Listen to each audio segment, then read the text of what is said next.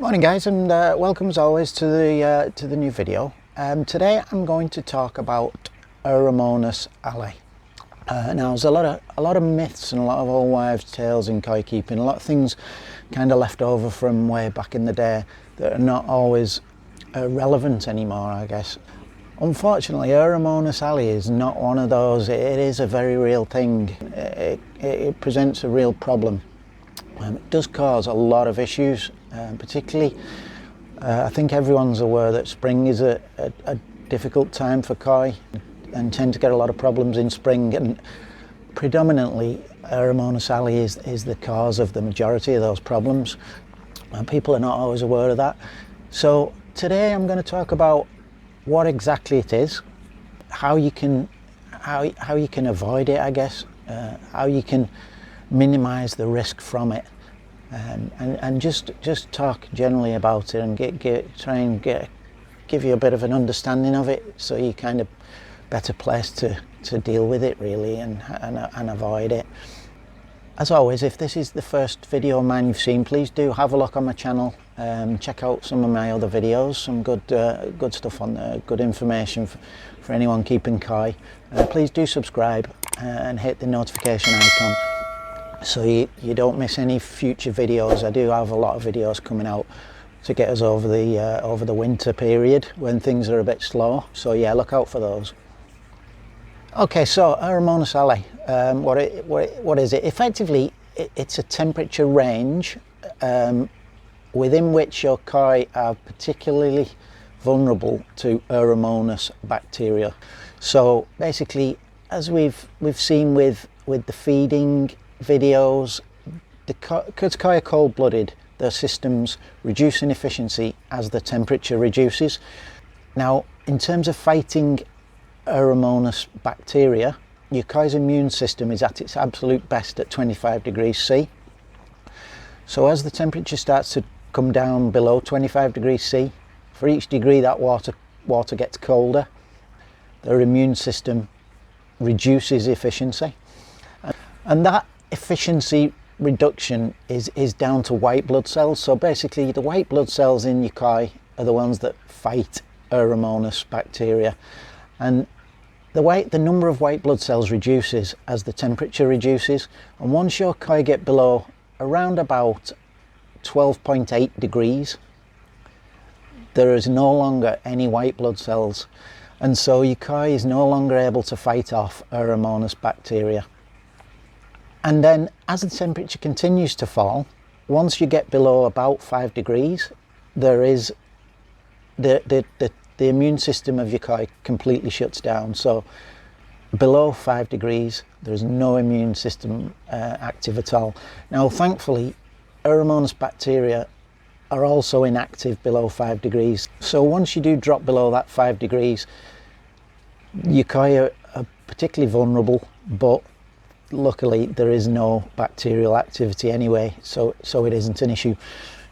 The issue comes about because Aeromonas bacteria become active much quicker than your koi immune system, and Aeromonas bacteria's peak activity level when they're at their strongest is actually around about 15 and a half degrees.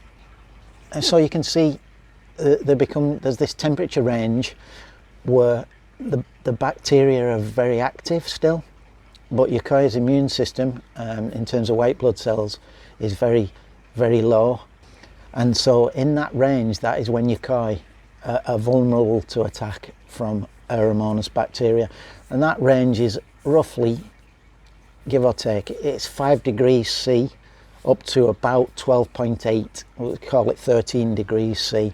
So within that range, your koi are extremely susceptible to Aeromonas bacteria attack. And now, just because your koi are vulnerable in that range doesn't necessarily mean that you're going to have problems. If you keep your pond spotlessly clean, you clean your filters out daily, regularly, you know, if the bacteria are not there because you keep a good clean pond, then there isn't going to be a problem anyway. But if you do have a background level of bacteria in your pond, then as you pass through those temperature ranges, that is when you're going to be susceptible to Aeromonas bacteria infection. Now, as I alluded to at the beginning, you need to pass through this range, and it's when you're in that range that you're susceptible to issues. You pass through it twice. Obviously in autumn winter time you come down into that temperature range, and the reason that doesn't tend to be a problem is because you then continue down.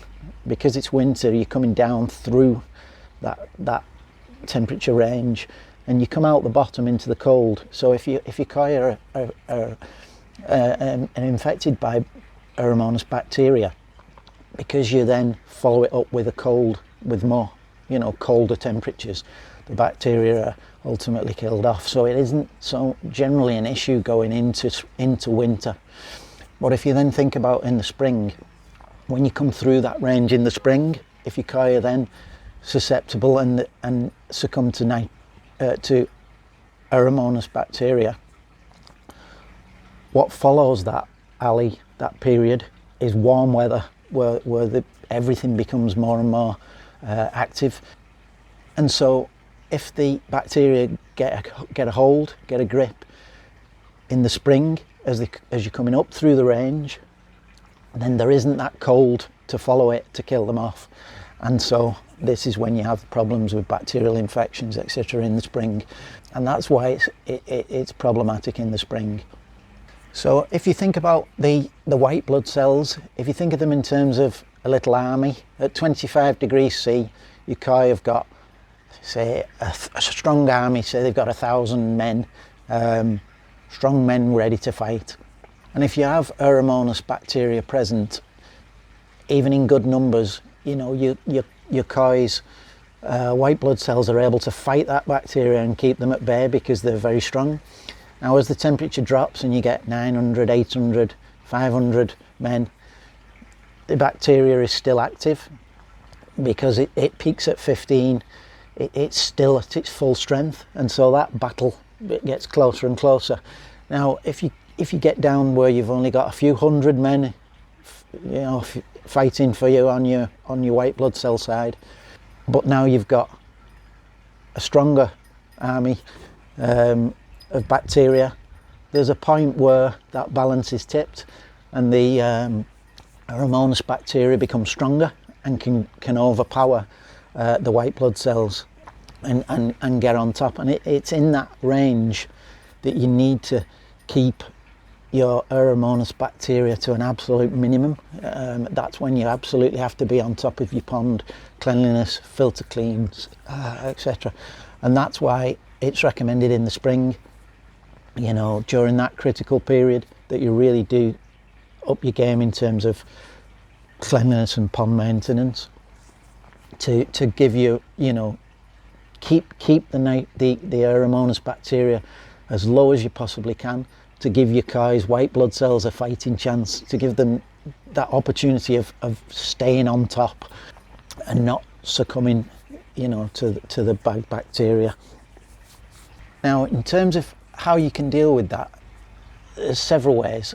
Obviously, as I've already spoke, the main thing really is prevention. So, absolutely keep on top of your cleanliness of your pond. If you don't have a bottom drain and you have to rely on vacuuming the bottom of the pond, then up your game, vacuum much more regularly during that temperature range, between 4 and 13 degrees C. That is the critical period. Up your game in terms of maintenance, vacuum the bottom more often. If you've got a gravity fed filter, then flush your filter out. As I've said before 1,000 times, I flush my filter every single day. So that doesn't change wherever the time of year is. But if you do it less often, then during that period in the spring, up your game, clean that filter out much more often. Keep on top of the cleanliness. Now, if you're not heated, this little pond behind me isn't heated, and you're in the lap of the gods in that you rely on nature and you'll be at whatever Mother Nature determines, then you don't have too much control over the temperature range. So cleanliness, vigilance is your only real option. If you are heated, I quite often see a lot of people put a little heater on and they'll heat their pond to 12 degrees. it's the wrong temperature. You know, if you're heated and you want to avoid Aeromonas Alley and give yourself the best possible chance, 14 degrees, 15, 16 degrees you need to be at.